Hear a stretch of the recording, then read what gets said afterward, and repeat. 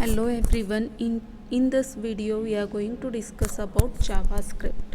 Here the third unit is JavaScript. In this third unit, that is, we are going to cover object orientation and JavaScript, general syntactic characteristics, primitives, operations and expressions, screen output and keyboard input, control statements, object creation and modification, arrays, functions, constructor, pattern matching using regular expressions, errors in scripts, examples. These are the points we are going to cover within this unit. We will see the next point. First point is overview of JavaScript. Why we need to use the JavaScript? Until we have studied only HTML and CSS. By using HTML and CSS we can create the static web pages. If you want to make a web page dynamic, then we need to use the JavaScript. Here JavaScript is one of the scripting language. The JavaScript language was invented in the year 1995, that is in the year 1995, that is in September. A Netscape programmer named Brandon Each developed a new scripting language. Within just 10 days the first name of a JavaScript was Mocha, and after some days it's quickly renamed as LiveScript, and later it's renamed as a JavaScript.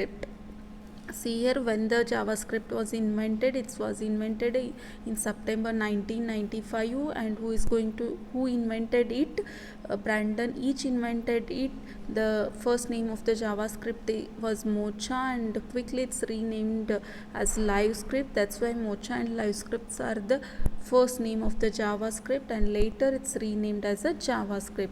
Then what is meant by a JavaScript? JavaScript was initially created to make a web pages alive. Means if you want to interact with the web pages, or if you want to create the dynamic web pages, we need to use the JavaScript. If in the JavaScript we are developing the client and server communication, this is a JavaScript.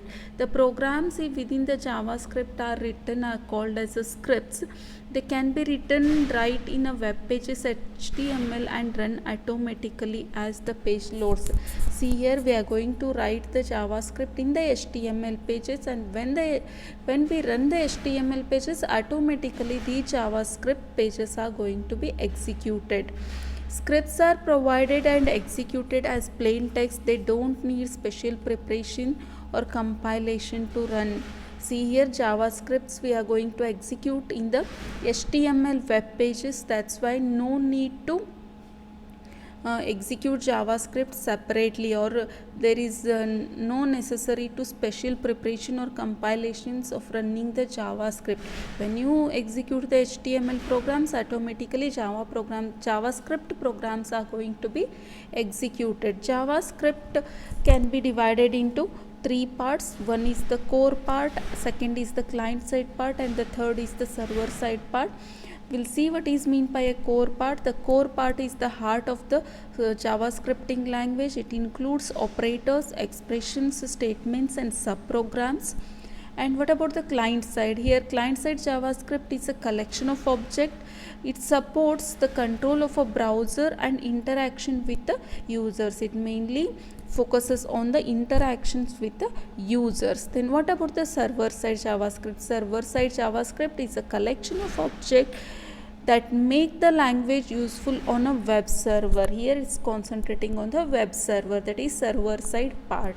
These are the three parts of the JavaScript. The core part is the heart of the language. It includes operators, expressions, statements and subprograms.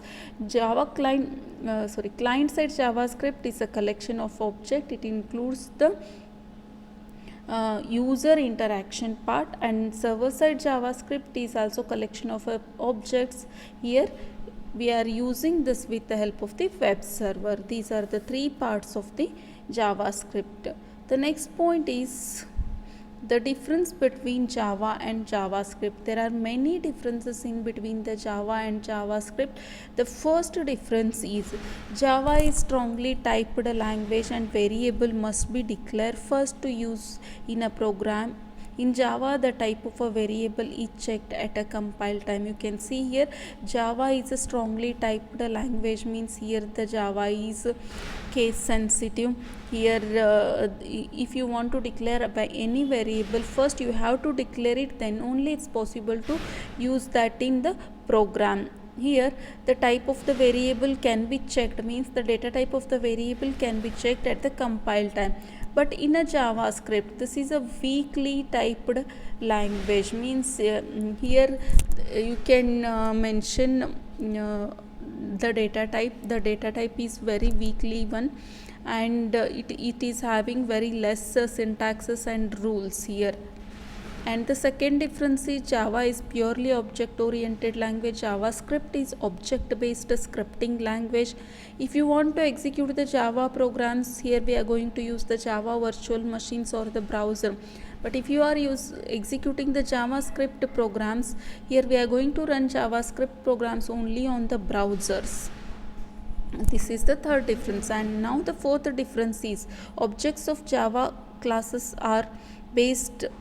Even we can't make any program in Java without creating a class. See here, in Java it's not possible to execute a programs without creating a class, but in JavaScript we can execute the programs without classes, because in JavaScript we are not creating a classes. Here all the things are prototype based.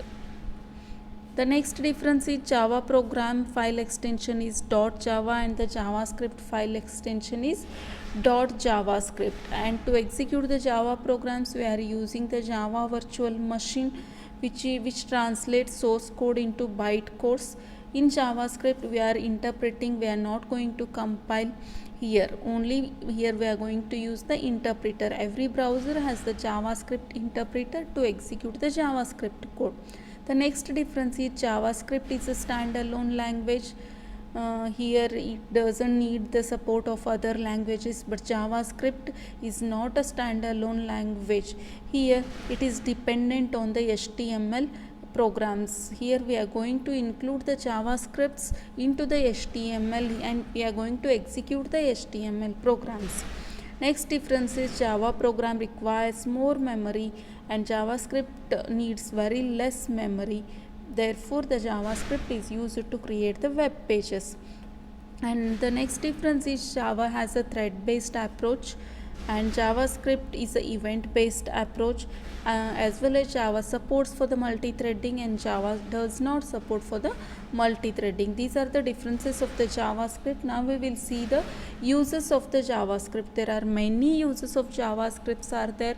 The first use is web development. JavaScript is a client-side scripting language which is used for the creating web pages. This is about the web development. See here, it is a standalone language developed by the Netscape, and it is used when a web page is to be made dynamic and add a special effects on pages. See here, in the web development we are going to use the JavaScript to make the web pages dynamic. Next we will see the uses of web application. With the technology, browsers and personal computers have improved, so that's why we want to create more robust web applications. For that purpose we are going to use the JavaScript. If you want to create the robust web applications, use a JavaScript. For example, when you point over a map, it should explore itself. For example, all of you have seen the Google Maps. When a user explores a map in a Google Map, what will happen? The user just needs to click and drag the mouse. All the detailed information will be available.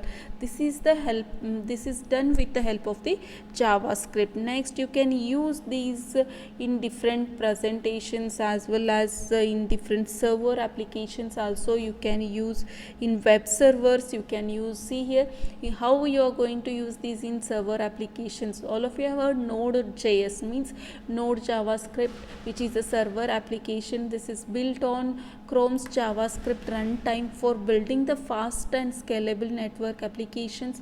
Here we are going to use the JavaScript. In the same way, in the web server we are going to use While developing the games also we are going to use the JavaScript.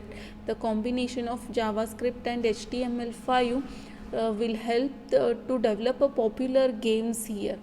And next, in the art or in the animation also we are going to use the JavaScript. And smartwatch applications, see here JavaScript is mostly used in developing the web applications here, as well as these JavaScript is used in all the devices as well as applications. Therefore JavaScript is also used in the developing of the smartwatch web applications, smartwatch applications, then mobile applications.